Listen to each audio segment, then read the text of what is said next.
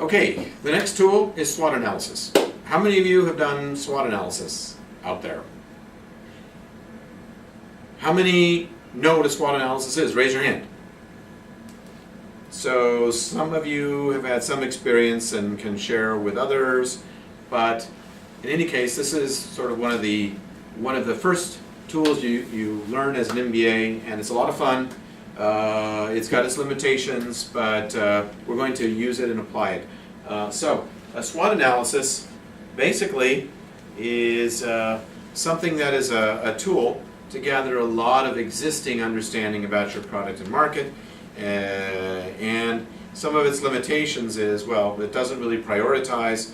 It may, you may be limited by the amount of information around the table when you use it. It doesn't talk about causality, and it may not explain why certain things are weak. It may be a little too vague, but actually it's a lot of fun. Now, I don't expect you to be able to read this graph from your tables necessarily, but basically the logic of a SWOT analysis, there are certain things that are in the internal environment that we control. And there are certain things in the external environment that we can't control, but we can influence. And there are certain things that are what you might say positive, say plus, they're good. It's like having the wind at your back. And there are some things that are negative or not so good. And that's like having the wind coming at you. So those are on these two columns. So the internal things that are positive, we call them strengths. The internal things that are negative, we call weaknesses. And the external things that we call positive are opportunities, whereas the external things that are negative, we call threats. If you take the first letter of each of these words, S-W-O-T, you get SWOT. So this analysis has nothing to do with the SWOT Valley, and it's not even spelled that way. It's S-W-O-T. So this is a SWOT analysis, and it's also not like swatting flies, because we're not just looking like many organizations. They think, whoa, what are our strengths and weaknesses? What could we? They only look internally. But the virtue of this is looking externally. So I sometimes even like to start with the external environment. What are the opportunities out there in the external environment? What's happening? Well, geez, everybody seems to want milk, more milk. It's highly nutritious, it's protein, and if they could afford it, they'd have more of it. If they could trust it, if it was safe, if it was convenient, if it was cheap, if it was there, they'd be drinking a lot more of it.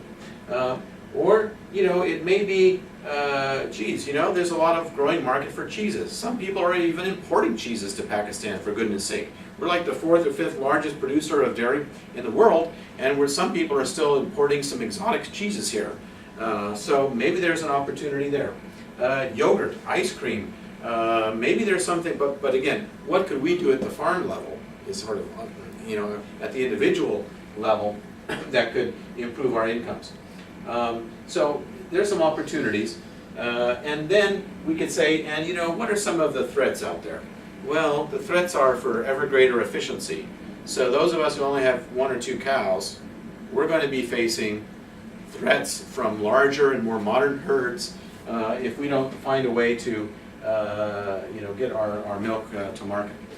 In terms of strengths and weaknesses, well, the strengths in Pakistan are very interesting because we're a large producer of milk, and of course there's a lot of weaknesses. Now, I don't really want you to copy this, because what I really want you to do is to do an exercise now in each of your industries looking at the strengths. I'd like you to make a list of 5 or 10 strengths, 5 or 10 weaknesses, 5 or 10 opportunities that you see, and 5 or 10 threats, things that are happening that are limiting maybe your profitability or viability. Okay? So I'm going to ask the table moderators to orchestrate you're going to have little forms to fill out there and little exercises to do, or you can also put them up on your big, if we have some, white sheets here. But I would like to see each table develop and present a SWOT analysis. Now, you don't take more than about 4 or 5 minutes in each box. So we're going to have a hard stop at 20 minutes on the SWOT analysis, and then you'll be taking just 2 minutes to present to each of the other tables. So 2 minutes per table, it's going to be 10, 12 minutes, okay? So we want you to do a SWOT analysis, talk about it among your tables, come to some consensus. Don't overly belabor. If there's a big difference of opinion, I don't know, just split the difference or do something or be inclusive. But let's see if we can't do a SWOT analysis in your area and then present it. Okay,